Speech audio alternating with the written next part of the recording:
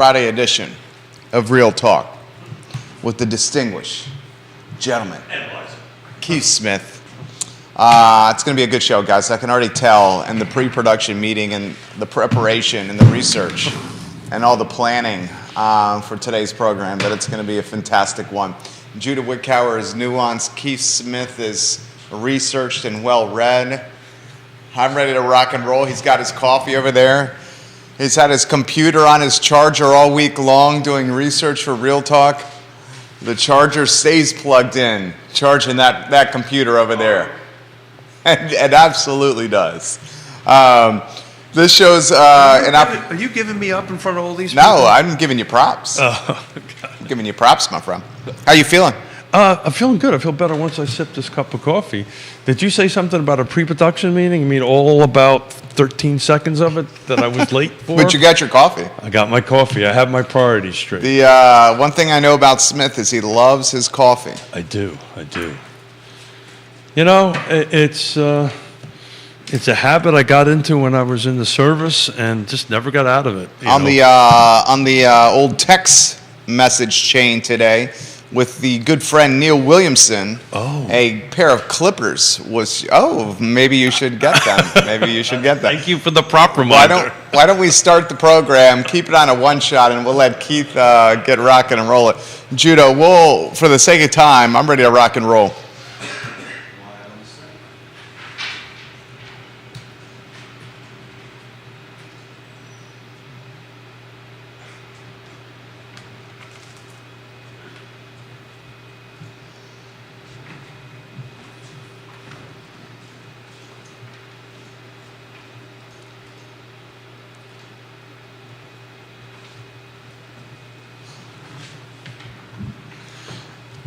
Good Friday morning, guys. My name is Jerry Miller, and welcome to Real Talk with Keith Smith, my talented, timely, and well-researched friend who evidently has a pair of clippers on set. This is somewhat terrifying. Are they working? I bet you people can hear it. Why don't we do this? The show is presented by Yes Realty Partners. Yes Realty Partners. You can find them online, yesrealtypartners.com. Let's welcome Keith Smith to the program. I love this guy. He bought something else on Amazon. They don't sound that loud. You know, do they? These are professional grade.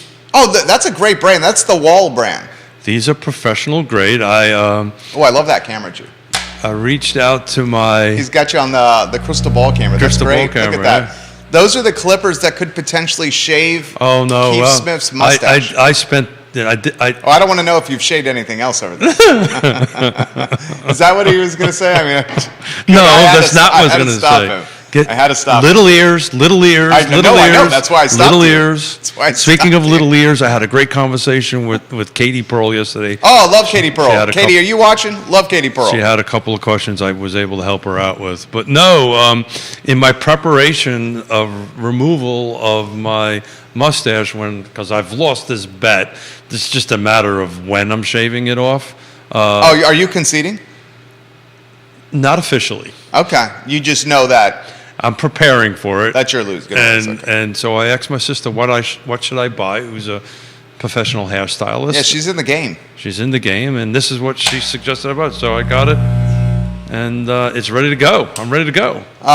So are you more Real Talk props? Right? I see that. Right. I see that. We got magic wands. 3 different types of crystal balls. 3 different types of crystal balls. A magic 8-ball. A Mr. Predicto. Yeah. Some cocktail making books. Those are the only ones that are somewhat out of place. He's left 3 cocktail recipe books. That's not out of place. Look over there. That's true. We got a full bar. Very, very well said. But anyway, a shout out to Neil. I'm ready to go. Neil Williamson. The Clippers are on set, ready to rock and roll. Keith Smith is basically conceding here that he's going to lose the bet on upzoning be approved by, was it the 15th of June? 19th of June. 19th of June. So you're conceding. I'm not conceding. I'm not conceding anything. Wait, I mean, you bought clippers. Who knows? I might start cutting my own hair. No? Okay. Not. Okay. That's not going to happen. Judah's laughing over here. Judah Wickower is our esteemed director. We'll give him some props here on the program. It's become just a joke. Well, I have to I shouldn't be doing that live in front of my dear friend Judah, because he helps me out, because I consistently leave my laptop charger here constantly. and he I'd say once a week you leave it here. almost every show, and he always covers me up. Hey, you left it up. Da da da da da. I was here when he found it. He goes when he was getting the set back in order, and he goes, "Oh, Keith." Oh, Keith. Did you really say that? Yeah. He goes, "Oh, Keith." Oh, Keith. Yeah. And then he wrapped it up and he put it on the counter. So I'm going to give myself up here. Oh. So I had to go do some doctor's appointments yesterday, Okay. and some blood work and all that fun stuff. But on the way home last night, You okay? it's the meds that I take. I gotta do this for the Okay. for the condition I've got. Got him. But anyway, so Judah, you and my wife should get together and have a conversation, because on the way home, right, we took one car in. So we live in Fluvanna County. So you got Food Line. Across from Food Line is the gas station. I'm driving. I'm looking at the car and I go, wow, I need a little bit of gas. And Yona goes, you know what? We need a little bit of food. So drop me off at Food Line. You get the gas. When you're done with the gas, come pick me up. Okay, honey, that's what I'm going to do. Okay. Would you want to take a gander on what I did after I put gas in my truck? In the car? What'd you do? I went home. You went home? You forgot Yona? I forgot. Oh. I went home. I pulled up to the thing and I went, oh. I guess that's better than like going to the bar or something. Patricia Irby, welcome to the program. You have a great forehand on the tennis courts, Patricia. I left Yona in the thing, but in full disclosure, I got there. She walked out. I owned up. I owned it up. I said, honey, you won't believe How long did this. you make Yona wait? You're better 7/8. Oh, we're only the Food Lion to our house is less than a half a mile. Oh, okay. All right. So she didn't wait that long. She didn't wait at all. By the time I got there, she walked out. The Okay. timing was perfect. I could have kept it quiet, but I didn't. You owned up. I owned up to it. Look at that. That's why you should consider Keith Smith for your real estate closings, because he owns up when he forgets his wife at the grocery store. I do. But she said to me, she goes, you're such a damn airhead. So there you go. Smith the airhead. Oh man. Well, we love you around here. Thank you. Happens to the best of us. It happens to the best of us. That you Exactly. did- That was your official response in the text. Bill McChesney watching the program. He Hey, says, Bill. Keith, you can give Jerry a trim. He still needs one. Thank you, Bill. Well, I have to tell you, that's Love you, Bill. Bill, you've got a point there, because the set that came with has all these little clipper things. How you about put on. Judah? Judah's got a thicker beard than me. Can we get Judah on a free shot? No. He's talking about the pompadour. He's talking Oh, about. is he talking about? Well, told you I missed my haircut. I'm getting it next week, Bill. he's It is talking getting a little he's long. talking about- I think he's talking about the beard. Were you talking about the beard? Yeah, we're supposed to talk about real estate, right? Yeah, we could talk anything you want. Evidently, you're the executive producer. That shows up like a minute after the show's supposed to start. I think it actually looks good on you. Well, thank you. But I'm not the one that matters, right? Well, I mean, the beard, like anything in life, has a cycle of life. Apparently, my mustache does Yeah, too. your mustache is approaching the end of its life. Yeah. 30, let me see, 30, how many years? 80, somebody do some quick math. 85 to now. How many years is that? That's a long time. I can't do that math in my head. Let's just say it's a long time. It's a long Talking time. 38 years. 38, yeah. 38 years with a mustache. Almost- and he's almost gonna 4 shave it decades. in a handful of months. All right, let's talk market here. How's the market looking for you? Yeah, so I think it's the same of the watt to watt, right? We're bringing homes on the market, in the car footprint at a pretty steady pace compared to this time last year, and they're going off the same volume as last year. Again, I've just pulled it up today, going back seven days. 53 came on, 74 went off, right? So we were talking about this ratio last year and thinking it would get better at the beginning of this year, and it really hasn't. And it just seems like we have on day after day, show after show, the same conversation about inventory and all that stuff. But man.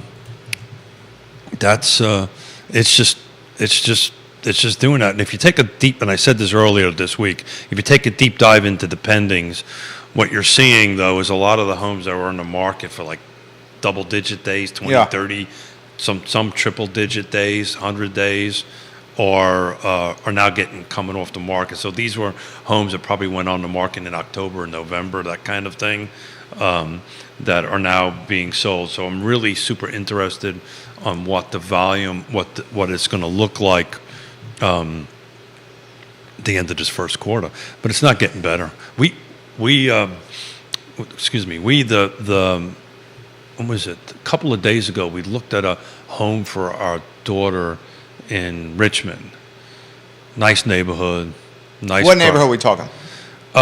So they want to be over by Tree Chop. They want to be up over by in that particular area of Richmond, Malvern. There's this. It's a kind of couple communities up over there by. It's a little bit close to Virginia Doctors Hospital, Henrico Doctors Hospital, if they could be there. But man, this was a house that needed a lot of work. It went under contract in 24 hours. Had 5 offers on it. You know, this seems to be the trend. What's the price point we're talking? Under 750 is what we're looking to stay under on that, preferably around the 5-something range, which is kind of hard to find. But in that 750, 550 kind of range on that end of it, and it's just hard to find. The Richmond market's a little different, man. Way more inventory. Not really. Really? No. Certainly a lot more housing stock. There's more volume. Right, there's more ability to have more inventory for what it's worth. The market, the areas in Richmond change very quickly. Here, remember that rubber band, that pear-shaped rubber band that I was talking about? Over there's these little micro rubber bands, right? And if you're in one, that's great. If you're not in one, maybe not so great. And that's why we coined the term micro markets matter, because they do, and it's everywhere. But it's time for trusted advisors, man. Time for trusted advisors. Do you see rates are dropping, guys? Scott Morris has predicted of Ross Mortgage that we're going to see 4s sometime this summer. That got a lot of folks excited. Keith Smith has cautioned those excited by dropping rates. You've cautioned, right? Is that the right word? Yeah. What you saying? It concerns me. That's what I'm saying. Explain why. Well, the fear or the caution or the concern that I have is that there's so many buyers in this buyer pool, will not increase that buyer pool again, right? So we reduce the buyer pool. I use this acronym or use this explanation all the time. The buyer pool was the 20-foot section of a 10-meter Olympic diving platform pool, right? It's 20 feet deep. It might be 15 feet deep right now. And the inventory is kind of the kiddie pool kind of side of the thing. And that kiddie pool may be going up a little bit. It's really not looking at the data week over week. So if that's staying the same and the pool and the buyer pool went from 20 foot to 15 foot, the ratio is just not there. The balance is just not there. If that interest rate drops up a little bit, maybe inventory might get a little bit better. Maybe people have been sitting on the sidelines waiting for interest rates to drop to put it on the market so they can buy, right? But that buyer pool is so huge right now. I think it's just going to make it worse. Any inventory coming on the market that you know of? Yeah, new construction. There's Colonial Circle in that I know intimately in Fluvanna County. A shout out to Greene County. I was talking to Matthew Woodson yesterday. I think long term, and that's 12, 36, 24 months. You're going to start seeing, I think, Greene County be the rock star in new construction coming on, depending on who you look at. They have a lot of land. Well, they have a lot of land, but they have a lot of lots in the process. Either completed the process, this rezoning or getting bringing lots to the market pipeline is rather long. Liza like that. So if there's a couple thousand lots out there, they'll be coming on.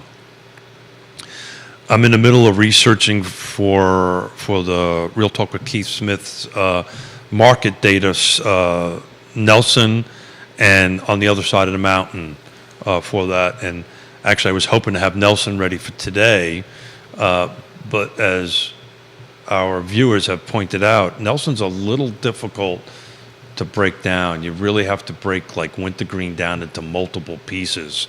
So I'm working on that. So what I mean by that is single family, detached, attached. They have a lot of condos there, which, you know, some jurisdictions don't have. Fulvana, for instance, doesn't have any condos nor green on that end of it. So I'm working on breaking those things out. So keep an eye on the show and keep an eye on that website for that setup. And I'm also going to bring a couple of Nelson County experts in it. Wintergreen is its own animal, for lack of a better term, and I'm going to bring Gavin Sherwood on our team. Yeah, who he's an expert. He's an expert in there to go ahead and do that. I would love that show. We for it. encourage you guys to go to realtalkwithkeithsmith.com and click on the menu bar, the tab that offers market data. Judah Wighower's done a fantastic job of updating the reports that Keith shows during this show on the website, realtalkwithkeithsmith.com, and click Market Reports on the menu bar. And this is an interactive process. Anything that you would want to see better or the way it would look better, it's kind of changed over the beginning of the month since we've started it, so that, any more data, like for instance, I added percentages in it now, which was a request of a couple of folks watching that percentages would be helpful. So I added them in, but anything that we can do to make it better, I'm in. There we go. Please let us know. There we go. Also, click the Partners tab and look at the partners that make the program possible. The show, of course, presented by Yes Realty Partners. All right, so January, you have said, and your colleagues have concurred, that the spring market is here. We are in the spring market, and you have said, and you've reiterated that when is a good time to list your home? Right now is a good time to list your home because there's not much competition. Yesterday was a good time. Yesterday was a good time because there's not that much competition on the market, Keith. Absolutely. So I'm actually just looking quickly at the last 27 days of this month in the car footprint on what came on the market and what went pending. So from January 1 to now, and just to put a little twist, just to put numbers to that, 146. Now this is all the jurisdictions. This is Fulvana, Nelson, Greene, Louisa, Albemarle, and Charlottesville, and it includes everything: new construction, townhomes, condos, everything. But 146 residents or residential properties came on the market. 257 went pending. So that's just, if you are thinking about putting your house on the market, that number alone tells you it's the right time to do that.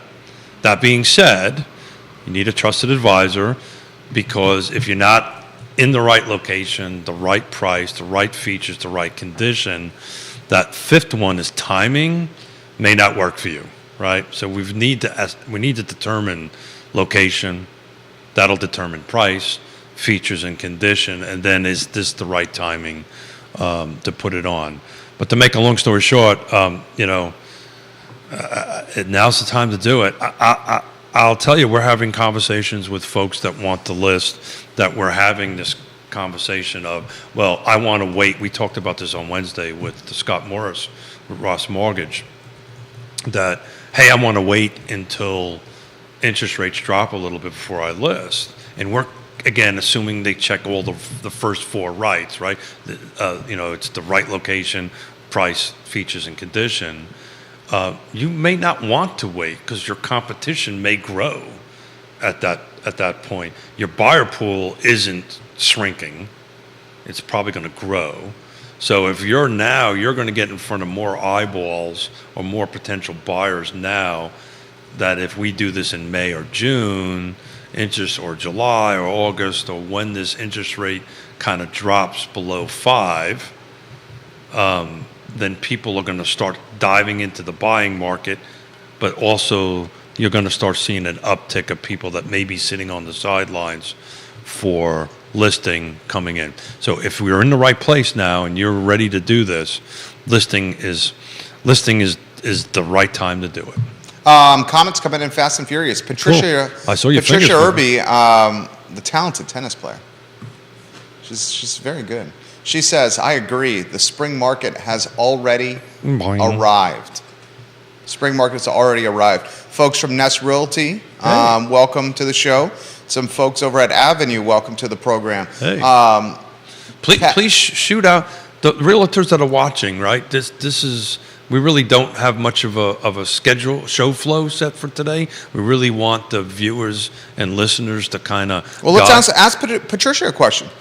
Yeah, so she's watching right now. I was going to flip it around. Does Patricia have a question for us or for me? That is there something I can do to help her? What are you seeing with the market, Patricia? What are you seeing with your clients? What are you seeing with the market? Relay some perspective on air. Multiple people, Kevin Yancey and Nelson Lee, are both asking about investor properties with rates dropping and the weather warming. Will we see investors back in the game because they've been on the sidelines for a little while? They've been on the sidelines for a little while, and I've actually had a couple of clients that want to be investors. They're not in the space yet. The reality of it is mostly you're dealing with cash, so you've got to have the cash reserves or seller financing or some other mechanism. On the traditional loan side, if you're not able to bring 20% cash to the table minimum, it's going to be almost impossible to get a traditional 30-year investment, 30-year AM investment loan. The other thing is the pricing too kind of impacts a little bit on that, right? Right, because I've actually had a conversation with Suzanne Reel, and I talked to her this morning. There you go. Ally Property Management. Ally Property Management manages his rental and one of mine. She's fantastic. And I'm trying to sweet talk her to come back onto the show. I think she would do it. Oh, absolutely. So, where are we sitting with the rental market, right? Is rents stabilizing, or rents going up, or rents coming down, that kind of thing on that end of it. But to make a long story short, you've got to get the math to work, right? If you're buying for this and the rent is that, are you negative cash flow or are you positive cash flow? So as pricing is increasing, it makes it a little bit more difficult to do that if you're borrowing money, right? Cash, on the other hand, is a different story because sometimes it's a 1031 exchange, right? And this is not about an ROI on that piece of property so much as it is I don't want to pay taxes on it and I'm parking the cash here, which is a little complicated to explain. But the bottom line is I don't see that. And just to go to the news cycle, some of the big Wall Street folks are starting to get out of this. We know our friend Zillow's gotten out of it, the iBuy kind of thing. But some of these Wall Street firms that were buying single-family detached in blocks are starting to rethink that a little bit. Patricia says, we asked her, she offered an update. Her buyers that she's working with right now are more serious, and they're trying to get ahead of the buying crowd, and they're actively attending open houses as we speak. Well, that is so cool that she mentioned open houses because on our, and by the way, Patricia, you're a rock star. Cheers. So I just happened to do an analysis of, this was on Monday, the 7-day analysis we did. And I just want to laser focus on the open houses to Patricia's point. Roughly this week was actually last week's.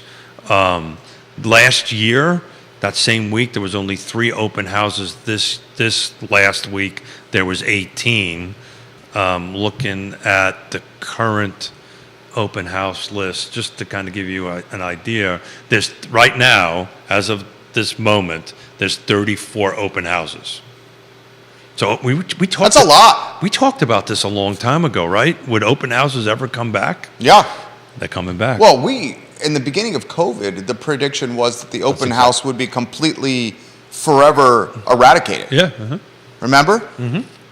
Because many realtors on the show were saying that the open house was generally just an opportunity for the host of the open house to meet people and get the personal brand and a call to action message out. And it was less necessarily about the house itself. I think that's different now. I think and Patricia, please chime in, right, on your experience. I'm finding with conversations with the mentality of the buyer now is kind of circled back to. I want to see it and touch it. That's exactly right. Yeah. That's exactly right. And an open house is a great way to do that. From an agent's perspective, it's also a great way to meet people and get the brand out and grow your business. Yeah. And get your brand out. Yeah. But from a buyer's perspective, it's also a great tool for sellers too. Right. So if you're thinking about selling your house and there's an open house around the corner, you'll see that happen. If they'll walk in and take a look at it, just to kind of get an eyeball on what's going on in your neighborhood. But right, that's on Monday. That was. Hold on a second. I'll double check my numbers. On Monday, that was 18 open houses. Today, it's 34. That's a lot. There's 34 open houses. Grayson says, are folks being incentivized to attend the open houses, Keith? Maybe 60, 90 days ago, the gas cards were floating around to get people to come and win a raffle. Yeah, I don't see any of that. No? To incentivize. I just don't. So that was a tool back in the dark days of 2008, 9, and 10, where you just couldn't get anybody to show up, give them a gas card. It was really geared more towards broker open houses, right, where you would have real estate agents come in and tour them. You would go ahead and have a raffle to give it away. The inventory is so low. I don't really think it's a matter of getting people in to do that. So that kind of implies that we're having a problem with buyers getting into the house. Again, it's a matter of the location, the price, the feature, and the condition. Assuming we're checking all those boxes as a thumbs up, you will get traffic. So that's probably not the case right now. I haven't seen it. Maybe others have on that end of it. It would have to really start swinging that pendulum off to a buyer's market from a seller's market for that to happen. Would we expect, Kevin, I'm weaving yours back in the mix here, and thank you for the comment. Do we Kevin, expect... by the way, thank you to everybody that chimes in. You make me better, for sure. Make the show better. Make I love the it. show better. Yeah, it's fantastic. Will we see investors listing properties now that buyer demand is creeping back up? So that's what I was trying to get to. Yes and maybe no yes. We will see it in our marketplace, but in a very minuscule growth, right? Most of the people that I know that's in the single-family detached or townhome in rental environment are in a buy and hold mode, right? Are you? I know I am. The one that we own, I make an assumption you are too, on that end of it. For a while, absolutely. And it's just because it's only going to appreciate in value and so forth and so on. The BlackRocks of the world, they were like in Phoenix where they bought like whole neighborhoods, like hundreds and hundreds and hundreds of houses. In those locations, I think they're going to have an impact on inventory. We don't have that here, right? We've never had that here. You would have, small to medium size investors that had groups of them, but none of these huge amounts. Mikkel Anderson watching the program. Mikkel, thank you for your questions here. Keith, with interest rates dropping and as you've indicated, more folks interested in buying a house now that rates are lower, does he expect a selling frenzy like this time last year? I think we're there already. Wait, you think the selling frenzy is at the same momentum and clip as last year? I'm looking at the numbers. I'm looking at the pure. We have to define frenzy, right? Let me try to, right. But I'm just purely looking at numbers. The volume of units that are coming on and the volume of units that are going off in a week-over-week basis is comparable to last year. What's the difference? Why don't Well, we? there's no. I mean, maybe what Mikkel is asking is no inspections, appraisal gap coverage. Yeah, we're seeing some of that in transactions. You're seeing no inspection transactions. So realtors that are watching, ask them, what are they seeing in their transactions? I know ours. We're seeing. I'm working on closing one right now. No inspection transactions. No home inspection. Yeah. Appraisal gap. No, I think appraisal gaps have kind of worked their way out. I think pricing, the market has, the sellers have kind of gotten to where the market's supposed to be. So your pendulum is completely 100% swung onto seller's market. I don't think we ever got out of it. Now, and that's where I wanted to take a look at what sold in the last 27 days in the car footprint, what the median DOMs were. So these were how many days on market before it went under contract and closed. It's 19, right? So there's 187 units. This is the whole footprint, right? And the whole product type. It's a huge circle around the area. And it goes everything from Louisa, Augusta, Fluvanna, Charlottesville. But just looking at that analysis for 27 days, we were 19 days on market, median sales price was $402. Again, that's everything from condos to townhomes to single family detached. 19 days. That's crazy. Average was 45, so it kicks out the high and low, the median on that end of it, and kind of gets into the middle. But you're at 20, and even at the average, we're not even coming close to the 60-day. We're closer than 19, but we're not at the 60 days DOM. The word frenzy, I think that was more mass media pushed last year and whatever it was on that end of it. But purely looking at the data, and I want somebody to tell me I'm wrong, but looking at the data, this is feeling just like it was last year as far as coming in and going off. Well, and you would think as rates drop that the momentum's only going to uptick. That's the reason I said I'm a little concerned about it. That's why you alluded to it. It may increase the inventory a little bit. We hope. Right.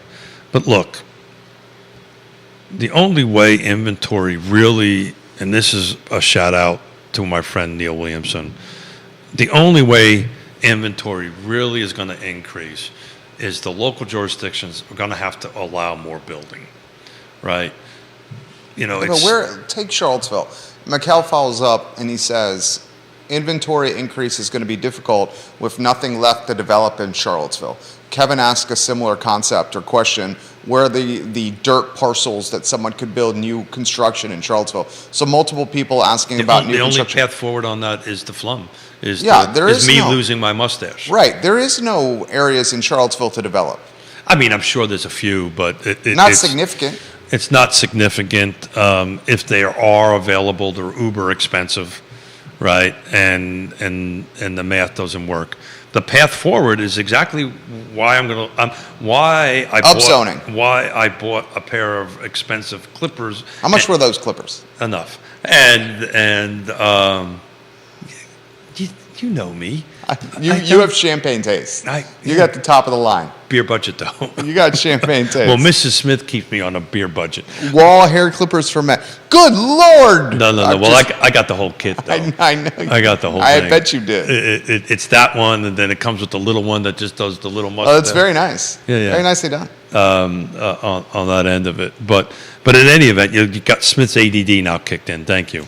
No, you were talking about the flum and upzoning. That's the only way we can get more density, more housing stock. Yeah, and look, it's not going to be a huge amount, right? I don't think it's going to be. You've emphasized this. I think you're right. Yeah, I don't, but it's going to be something. It's going to be substantial, right? We're not, City of Charlottesville is not going to go from 50,000 residents to 150,000 residents. Anytime soon, or ever.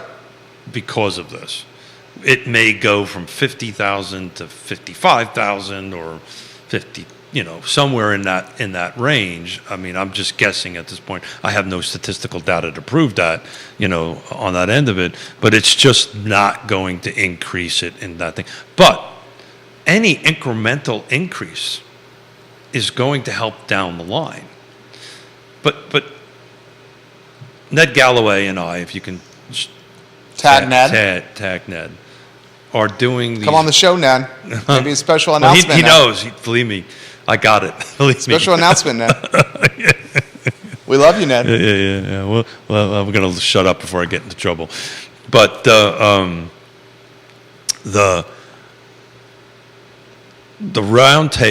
road show Ned and I are doing for the Regional Housing Partnership, and just kind of tie it into this conversation.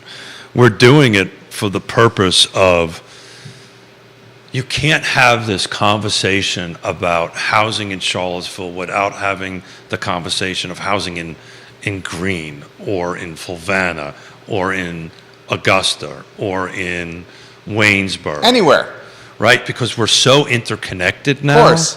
Because if Greene County's 2,000 lots that are platted, if they were to get built, let's say the next 12 months, they would have a larger impact on the housing stock in Charlottesville than the Charlottesville itself. Does that make sense? Yeah. You should go down that road. That's a good topic.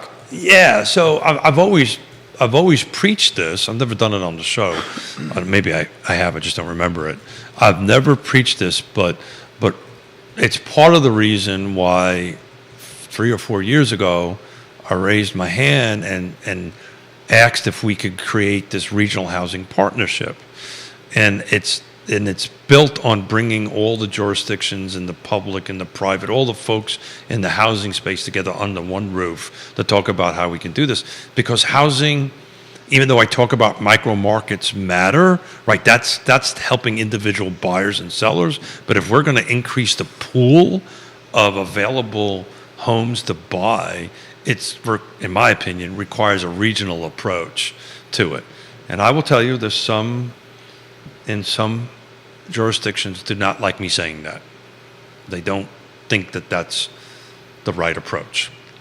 And that's cool. Yeah. I think they're wrong, but that is not, because what happens, and I'll just use my home county, what happens in Fluvanna County impacts Charlottesville. What happens in Charlottesville impacts Fluvanna County. And why is that? I'm getting to get off on a tangent here. Why is Fluvanna County in the same AMI pool as Charlottesville?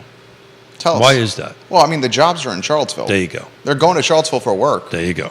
That's why they're all So the linked. AMI, area medium income in Fluvanna County, now this is HUD's numbers, right? This Yeah. is the numbers that the federal government puts out on that. It's exactly the same as Charlottesville. The same as Albemarle County, same as Greene County, same as Nelson County. Louise is different because it's in a different statistical area that the feds use on it. Their number's a little bit lower than that. And why is that? Because 60%, huge percentage of Lake Monticello drives from Lake Monticello to work in Charlottesville. Yeah. And those dollars go from They, Charlottesville. they should be in the same. Yeah, I think if you take a dive into the census data for the county, you'll find it to be probably a different number. But the census data that the federal government, the HUD, uses for that, and that's important for loan products. And this is really a Scott Morris conversation. But for federally backed loan products, this makes all the difference in the world, this AMI. Also makes a difference with the land trust, right? Because we gear our 80% area median income based on that number. We have to federally do that on that end of it. Why? This question's come in. I'm going to mess your... Anna Lynn, I believe, says, why does the land trust not get more support locally, Mr. Man. Smith? Oh, man. Annalyn? Anna Lynn. Anna Yeah, I Lynn? think it's Anna Lynn. It looks like Anna Lynn. First of all, love you. Yeah. Thank you for saying that. Well, why doesn't it? Wow. I got to be careful. I know. Right. I've You got do have to be careful. I have I was hesitant to ask the question. Yeah. So I got to be careful because I wear the hat as a chairperson. That's what I'm saying. Right. You don't have to answer this question. no, You no, can take no, the no, fifth. no. I think this is a legitimate question to ask. The short answer is I wish the hell I knew. Here's an example. Because the land trust in Richmond, Maggie Walker, Stop this. Stop is it. a fixture. You're reading my mind. Yeah. Yeah, totally. You know, I'm going to start on the positive side. Okay. Ned Galloway and I gave a presentation to the city council and the regional housing partnership. The structure of the presentation is we talk about it, what it does, what it's good. I run through some numbers similar to what we do on the show on that end of it. And then we ask questions, we answer questions from the local elected officials. Okay. That conversation at the second half went to land trust questions all the time, which I had to respectfully say, look, I'm here as the RHP vice chair. Ned's the chair.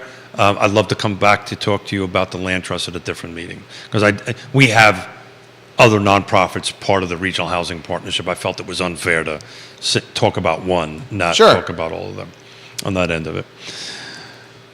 The name of, we've been able to successfully do 24 permanently affordable houses in roughly 18 months under the land trust. So there's 24 teachers, Nurses. Frontline workers that are in new construction homes with our partner with Stanley Martin Homes, we could not do it without them, without a doubt. Another fine sponsor of the show. Love Stanley Martin. Couldn't do it without them. They did the right thing and showed up. But they're living in Albemarle County instead of Buckingham or whatever. That being said, we have the ability to reduce that. You know what our one limiting factor is? Money. There you go. Yeah. Well, and land. No, I got money. I can solve the land problem very easily. Well, why does it have more momentum? So it has momentum amongst the elected officials. Every jurisdiction knows about it now. I'm going to check that off as a really good thing. Okay. What we need is the money. Matter of fact, thank you for doing that. I was going to talk to you about after the show about help me do a GoFundMe account. Huh. Let's paint a picture. Maggie Walker is multiple years younger than the land trust. That's the one in Richmond. If I'm going down a rabbit hole, stop me. No.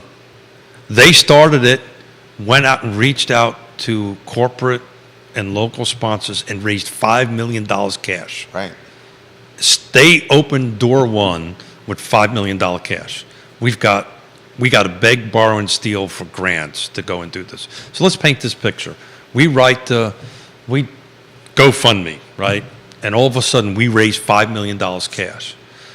The good that we can do with that is off the chart. Monumental. So I can go into the land trust can go into Belmont and buy a $750,000 house. Turn around, keep the land, sell it at a reduced price for the 80% AMI buyer, and just keep on reproducing that. You take your $5 million, you shove it in an interest-bearing account, you call the Erpies up, and you say, do me a favor. Nicholas Erpies watching. There you go. Hey, Hello, Nicholas. Hello, Love you, Nicholas. Make me some money on my $5 million on that. It starts generating its own revenue. We start buying stuff, putting people in, and it just continues. And guess what? I mean, I would think that Guess why Maggie Walker is successful? It's got the money. They started With $5 million. with $5 million. Why? Well, I mean, everyone's talking affordable housing. Everyone's talking about housing for nurses and teachers and frontline. You know, Is the talk cheap, or is it actually going to walk? So I don't know if anybody's really ever asked. I know I haven't really went down and start bank because I was frankly working on creating the systems that work, which we now have. I never really went around and knocking on doors and going, "Hey, so and so, would you mind donating $1 million to this?" Right? Where Maggie Walker's structure was a little bit different. They have these huge corporations in Richmond that just wrote huge checks. Got it. Right? I mean, just huge checks on it. and they have that type of capital to do that.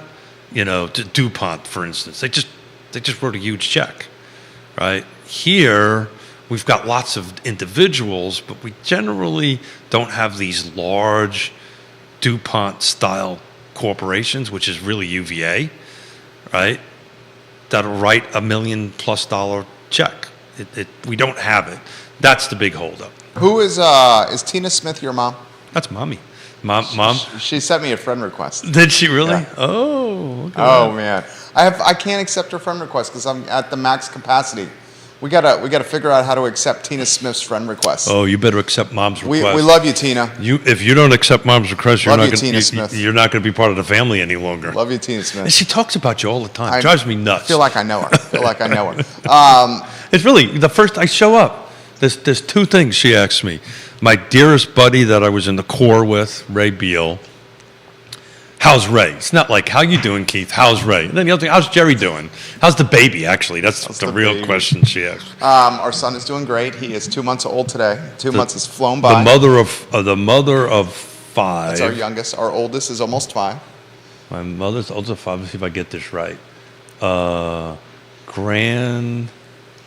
Grandmother, I think of 13. Tina has 13 grandkids. I might have that math off a little bit. You should but know that. I should know that. But I know this. How many grandkids do you have? I know this Okay. number. She's the great grandmother of 3. There you go. Because they're mine. So that I got that. I The got great that grandma right. of 3. But I think it's 13 grandchildren that she has. That's impressive. You have a beautiful and wonderful family, Tina and Pop. There you go. Patricia's got a follow-up for you. Hey, Patricia. Keith, what's happening in the Greenbrier neighborhood? I saw a post this morning about an area of higher density zoning. Any info you can share on that? I saw that also. I have not really had a great opportunity to dig into it that much. Ned and some of the folks with Albemarle will be able to help us a little bit more with that. But there will be projects that come up that are trying to go ahead and do this, to increase the density. And there's 2 paths to this. That more is always, again, some people may disagree with this statement, but more, it's just economics 101. If we have more residents for people to live in, it is going to help the inventory, which is going to help the buyer pool, which is going to help us get to a balance, right? I'm not that smart, but that kind of makes sense to me on that end of it. But look, I know this much, and I have to dig into that project. I'm sure it's going to be resisted quite a bit. NIMBY is going to come out. It's going to take a long time to get done because there's a ton of red tape to get there. And the impact on that is probably not going to be felt, assuming it gets passed for quite. I don't even know the project in detail, but I know those things are true, right? It's going to be opposed. It always is. It's going to have to go through an absorbent amount of red tape, which is going to cost a ton of money. And whenever it gets approved, coming to the market is going to be a long time off from today. That's why Greene County I'm watching real closely. It's gone through that funnel for like 2,000 units. So it's a matter of finishing the funnel and producing them. And I really think Greene County is going to have a larger impact on the housing stock than everybody thinks. Greene County, larger impact on the market than the affordable housing or the more affordable housing, I should say, available in Augusta County? You'd say yes to that because of the proximity of Greene to Charlottesville. Yeah, It's closer. I would say yes to that.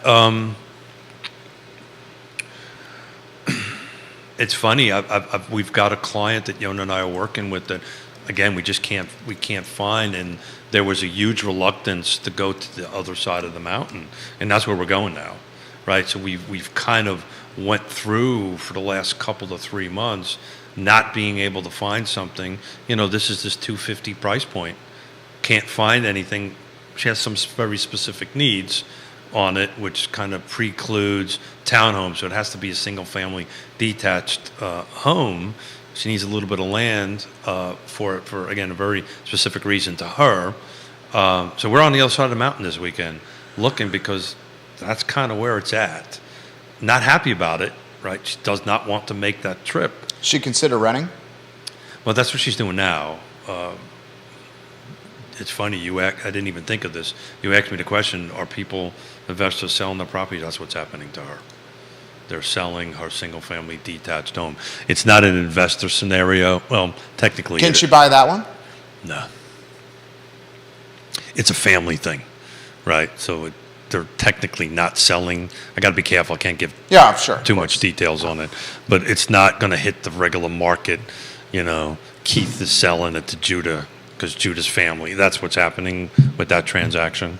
But the bottom line, she needs to get out. Again, it's a life change thing. That's what usually affects people wanting to either sell or buy, is this life change stuff, not so much the interest rate. This question's coming from the feed here. Spencer, thank you for watching the program. Does he see anywhere in Albemarle County springing with some more inventory? We'd like to stay in Albemarle. No? I was trying The to answer's be. no. Yeah, there's some projects rolling, there's some projects coming in. These are things that are pretty transparent, anybody can find them. If the question is what's in the pipeline that might be coming down the line. I think the next big thing to watch on that is, and it was actually discussed at a public meeting for the Regional Housing Partnership, is either, I think on February 1st, is Neil watching by any chance? Let me check it. And somebody can check it on the Albemarle County agenda. I believe on February 1st, they are going to start in earnest discuss, or is going to be presented, the affordable housing incentives that I guess staff has put together on it. I don't really know the details of it, but I will be at that meeting because Ned and I are giving a presentation to Albemarle County on the Regional Housing Partnership, so I'll probably see Neil there, and I'm going to hang around and hopefully participate in that. So if the incentives shake out a certain way, which I don't really know, I don't think anybody really knows how that's going to shake out, it could incentivize development in Albemarle County, and it could uptick it a little bit. That being said, the timeline's going to be a little bit lengthy. Do we have the political capital for more development in Well, Albemarle County? yeah, so it really, look, 2 years ago, they adopted an affordable housing policy that they can't really enact because they haven't got the incentive program done yet, which hopefully will be now on February 1 or awfully close to it. So, if the right tools are put in place, that's the political capital is a tough question. That's going to be something we're going to ask when we start our political roundtables in February and March. To ask them. I'm talking pure mechanics of it. If they do that, it'll make the path a little easier, a little bit smoother through the process. More questions for you here. This one's a Am I good doing one. good today? Yeah, doing well. Do I need more coffee? You're always doing well. Caroline says, I know you guys talked about this on your Wednesday show, but can Keith address the additional biotech institute that UVA is bringing and how he thinks it's going to impact this community? Well, it's going to impact it big time. Man, I tell you what, yes, but I'm going to twist that around a little bit. I read an interesting article this morning. And then I'll get to Neil next. Hello, Neil. Hey, Neil, how you doing? Love you, Neil Williamson. So what's circulating out in the real estate world right now, in the the Reese Media, the Inmans, all the news feeds that I watch real estate related, they have an office here. Does the name CoStar mean anything to you? Yeah, absolutely. CoStar's got an office in Dairy Market. So CoStar, based on these articles, I was at Washington, started with, I think, a Post article or Times article, I can't remember which one. They're in negotiations to buy Realtor.com. Okay. So CoStar has been trying to get out of the commercial world into the real estate world to compete against Zillow. Kind of a little geeky thing out there, but it could really substantially change the So CoStar will offer some background. CoStar is an industry leader. CoStar is an analytics or a data or a news firm that specializes in commercial real estate information. CoStar's got an office in Dairy Central, Dairy Market. Yep. Mhm. CoStar is a powerhouse. They're a powerhouse. And the reason I brought in commercial real estate. The reason I brought it up in relationship to the Paul Manning or the Manning Foundation's biotech thing, this morning I just, for the heck of it, went in Indeed and see, well, how many job openings are in CoStar? And there isn't a ton of them. So they are out CoStar. So we talk about data, we talk about CoStar, we talk about Willow Tree. Willow Tree, thank you. We talk about, thank you for being able to speak Keith. Yeah, I speak Keith. All these. Very proud of that. There you go. Well, there's a lot of things in this world you should be proud of. I'm very proud of you. That's not one of them. All these little entities, which is only going to increase growing people in, bringing people in. Of course, my brain goes back to, I better pick up the phone and call CoStar. How about some money for the land trust? But anyway, we're just going to see this continuing influx of these high dollar jobs. If you've got an opportunity someday, go in and Indeed or whatever your preferred job search app is, and look at the salaries that they're offering over there. It's insane. Multiple six figures. Comments coming fast and furious to the show. Bill McChesney, I'm curious about Neil's comment. All right, I'm going to get to Neil's here. He used my second favorite hashtag. What are your favorite hashtags that Well, Neil I know it's got uses? something to do with a mustache. Now, what are your favorite hashtags that Neil uses? I didn't even know what the hell mustache is. Hashtag content slinger. Okay, yeah, that one. Hashtag more housing everywhere for everyone. There you go. Hashtag seats available. There you go. That's my favorite one, seats available. I thought the mustache one was the best one. Mustache bet.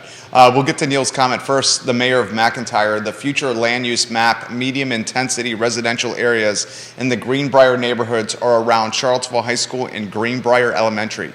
The areas around all of the schools in Charlottesville have some kind of upgraded density near them. Yeah. So, so I apologize. There's two kind of Greenbriers, right? There's an Albemarle Greenbrier, and then there's a Charlottesville Greenbrier. The Albemarle Greenbrier, home to Guadalajara. Yeah. So I was thinking Albemarle. That the other person who noted may have been the neighborhood in Charlottesville Got City. it.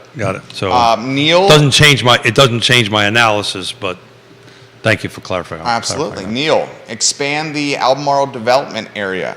Staff has not fully engaged the development community regarding the proposed incentives. So I am so glad he said that, not me, because not that I'm anything special. You're special. But I am part of a couple of bodies that focus on this. Okay. And I have not been not me, but the bodies themselves have not been, to my best of my knowledge, been invited to participate in that conversation. So the Regional Housing Partnership, that at best of my knowledge, and as either the chair or vice chair, I would probably know this, has, that doesn't mean I actually remember it, that's a whole different conversation, has been invited to weigh in on it. Just think about that, right? This body, the way it's built on the 4 pillars, it has all the elected officials at the table from all the 6 jurisdictions. It has all the nonprofits in the space, in the housing space. It has, when I say all, not everyone, but most of them. Most of the private sector folks. We got builders, bankers, all that stuff. And oh, by the way, we've got the people who we serve part of this on it. You would think they would talk to them. Seems like common sense. I don't know. Unless Neil knows something I don't know, and it could have happened at the staff level that I'm not aware of, but I'm pretty sure, because Mr. Smith would have wiggled his way into a meeting if I knew about it. I think you would have. I would have assuredly wiggled my way into a meeting. So now that's the reason I want to hang around, because I'm super curious on what they came up with. This question. I wonder if Neil knows. Are you not fearful that you will have a Starbucks on every corner if we continue with this path? Well, I'm not a Starbucks fan, so Bill said that. I'm fearful of that. To We start know with. Bill does not like the flum. Yeah, no, and I love Bill to death, and that's great. But I think Starbucks would be classified, and Neil can chime in on directly to Bill. That's a commercial space, right? Yeah. So Little different. well, it is and it isn't, right? I think what Bill's kind of alluding to is like I think it's more tongue in cheek, the sprawl and the density. Yeah. That's what he's alluding to. Yeah, but so folks understand, what could happen is there could be a corner property that somebody buys 3 or 4 properties, combine everything and do a multi-story building, and then the bottom level is commercial, on the corner is Starbucks. I mean, that is feasible. That is possible with the way that it's structured, very much so. Will that happen or not? A different story. John Blair watching on LinkedIn. What I would prefer to see, Bill, is no more Starbucks, but local shops. He always sticks to local. Unless I'm in Seattle, What are you going to do when the pie chest closes? Actually, Lone Light Coffee, it's going to open up. it's going to stay. Yeah, And it's going to stay in that totally. Yeah, location. So totally. you still got your coffee there. Yeah, and plus That's right around the studio, guys. Yeah, and plus we buy our pies from the pie chest that we do for Thanksgiving every year, and they're going to still do that, so we're good to go. What are you doing this weekend? Well, I guess you're working. You're going to the Valley. I'm working. I've got some commercial contracts I got to write up. Got to help out a couple of folks, and I might watch a little bit of football on Sunday. You got a favorite this weekend? No, I just want to see a good game. Man, that's Would love to see Cincinnati back in the final, back in the Super Bowl. If I didn't say Kansas City, Emily would stop taking care of me. Emily Funk? She's from Kansas. Okay. She would stop taking We love care you, of me. Emily So I'm gonna say Kansas City. I want to see them go all the way. That being said, what you said is exactly what I always say. I just want to watch a good game. Yeah. There was a couple last weekend that was not competitive. Neil says, Bill and Keith, for what it's worth, the planning goal of focusing populations around schools is an efficient delivery of government services. Yeah, that was the Greenbriers, and when we say Greenbrier, we're talking about the school, but there was a Starbucks conversation, and so I think we had 2 different conversations. Well, it was a figure of speech. I think Got he's it. just talking about the density here. And Neil says the reason the population is upticking or planned uptick around schools Yeah, is because so- that makes it easy for people to get to schools. So, and he evidently is a Dallas Cowboys fan. Neil, tell me you're not a Cowboys fan. What does this mean? You're having me not a hexagon, not a pentagon, not an octagon. It's a season gone. Neil Williams. Is he talking about the Jets? No, he's talking about the Cowboys. Got it. So, first and foremost, think the world of Bill. We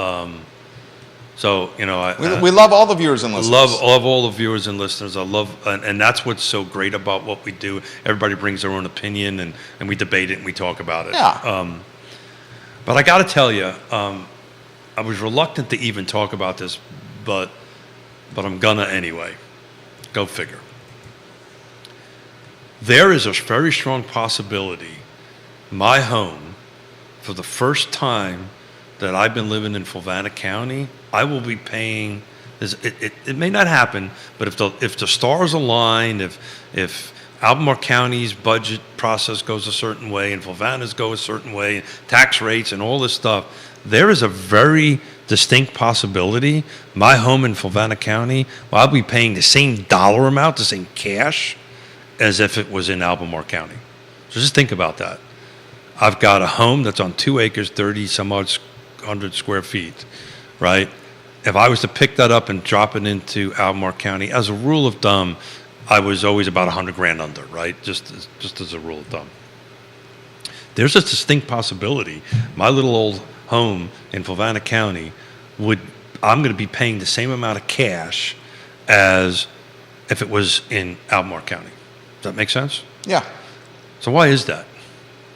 Why is that happening? And is that, Well, Fluvanna County, its sole source basically of revenue to keep the jurisdiction afloat is real estate.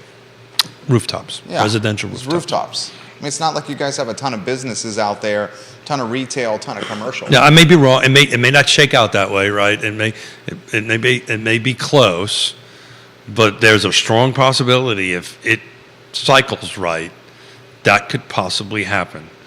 And we don't have the same services that Albemarle County has, right? We don't. And I'm going to be A lot paying. less schools. We just don't. Yeah. And I'm going to be paying the same amount of money. And when I'm trying to work this in my maybe feeble way here is, what is the hashtag that more, was it more? More housing everywhere for everyone. Yeah, and that ultimately works, right? So look, Colonial Circle is 325 residential units.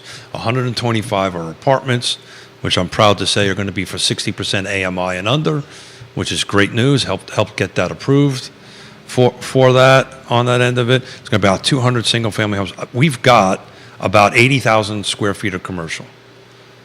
I can't get anybody to look at it. And why is that? Not enough rooftops. Yeah. There's not enough density there. So I can't get a gas station in there. I got the traffic count, but there's not enough actually staying put on a regular basis for that to make. You could put there's a site there that you could put a small Wawa in there, that kind of thing. They're not going to come there because there's just not enough bodies fixed on that end of it. So it's a chicken and egg kind of thing, because if you want to have that revenue from a Wawa or something like that, you kind of have to have the rooftops to support it. Friend of the program and your friend, someone you've known for a long time, Supervisor Chris Fairchild. Oh, hey, Chris. Is very comfortable with the rooftops in Fluvanna County. Oh, yeah. Is he watching? Is very comfortable with the rooftops. Yeah. And I, much like anybody else, I love him to death. I respect everything that he has to say. He got me. He was a little nervous when he was sitting on Santa's lap. That was so funny, Chris. You were sitting on Santa's lap in Yeah, a it was a little onesie. funny. In a onesie. Kevin Yancey says. Well, in a onesie, but nobody could see where his hands were. He's comfortable with the rooftops there. Yeah. Yancey says 90% of Fluvanna County, Keith, doesn't even have the services that your neighborhood, Lake Monticello, has. He's 100% but we right. still pay the same taxes as Lake Monticello. He's 100% right. 100% right. The only difference is I pay. You pay an HOA. I pay an HOA, which gets me a police department, by the way. Yeah. You pay an HOA. I pay an HOA, but he's spot on right. He's spot on right.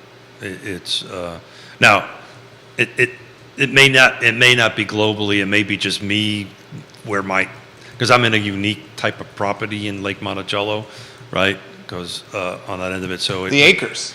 Yeah, so it may be me, but yeah, I just that whole sitting on my lap thing, on Santa's lap thing.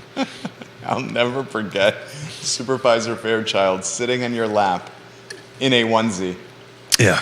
in front of the camera and the microphone. Yeah. That was absolutely amazing. Yeah. I love Chris Fairchild. Yeah, and his hands were roaming. That's all I can tell you. Stop. No, they weren't. No, they weren't. Tavla tonight for dinner, you and Yona?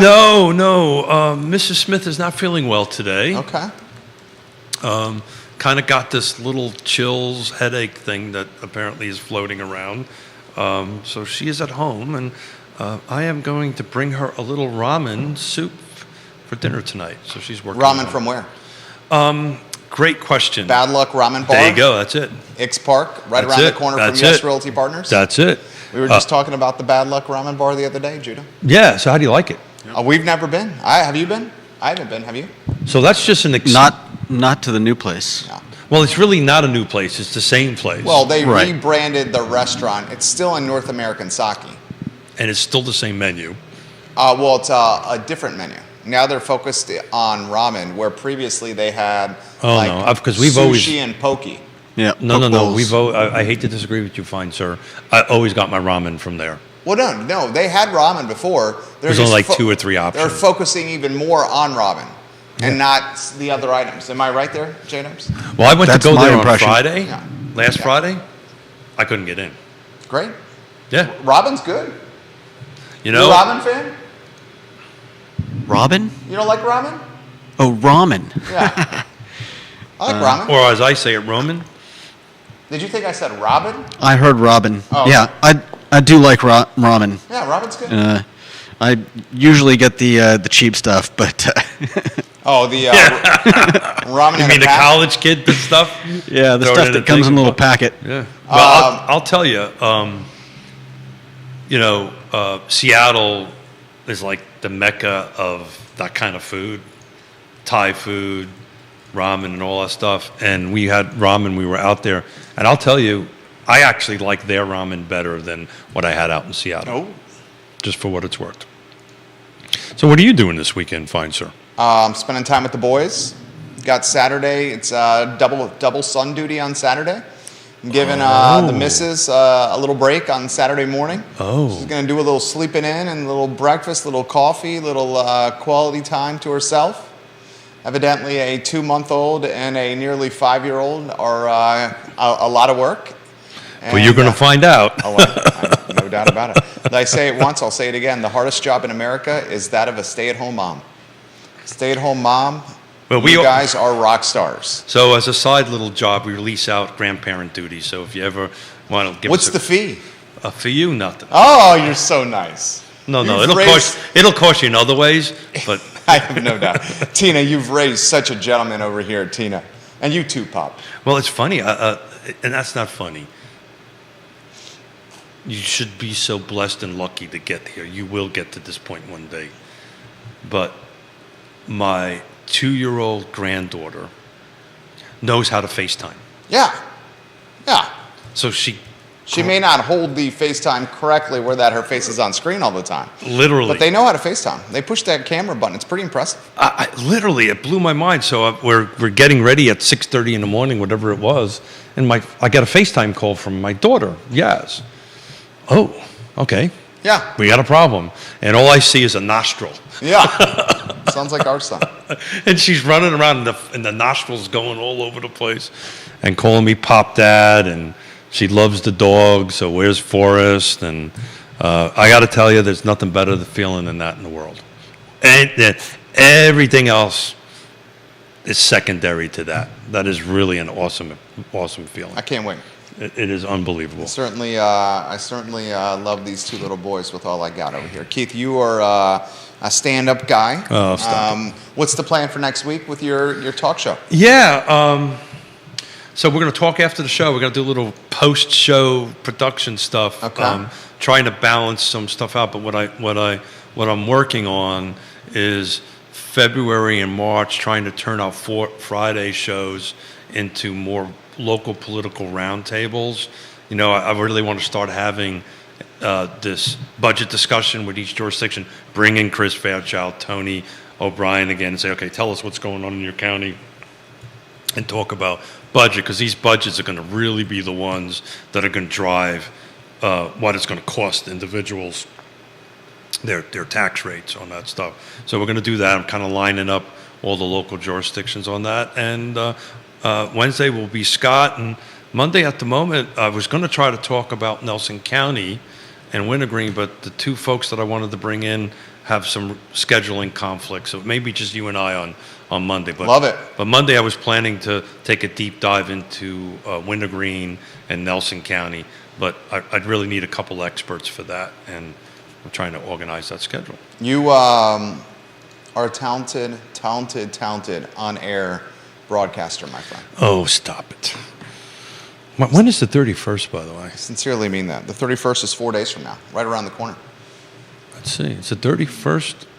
31st is Tuesday, right? That sounds right. Yeah, so on the 1st, we might have a little bit of an announcement to make. Ooh, what's the announcement? I can't. I've signed an NDA. I can't do it. Oh, but I'm excited for But yours truly the big announcement. may have won another award, Ooh, which I can't announce. until the 1st of February. Well, until the 31st. Until the 31st. And looking at the calendar, it looks like a Tuesday to So me. Wednesday's a big announcement on Real Talk with Keith Smith. Could be. Go. All the shows are archived online at realtalkwithkeithsmith.com. We encourage you to visit the website. And check no, out the Neil, I'm not shows. getting committed. The Market Watch tab or the Market Reports tab on Real Talk with Keith Smith is a great resource for data in the area. Judah Wickhauer keeps us on air. Yes Realty Partners presents the show. And please click the Partners tab on the website, and you see the supply chain of trusted advisors in real estate. The I Love Seville show is up in about 59 minutes. If you like what you hear or see, those are the ones that really keep us on air. So please support the partners. Please support them. There you go. Keith Smith, Judah Wickhauer, Jerry Miller. I Love Seville show, 58 minutes. Take care, everyone. Bravo, Senor Smith. Bravo.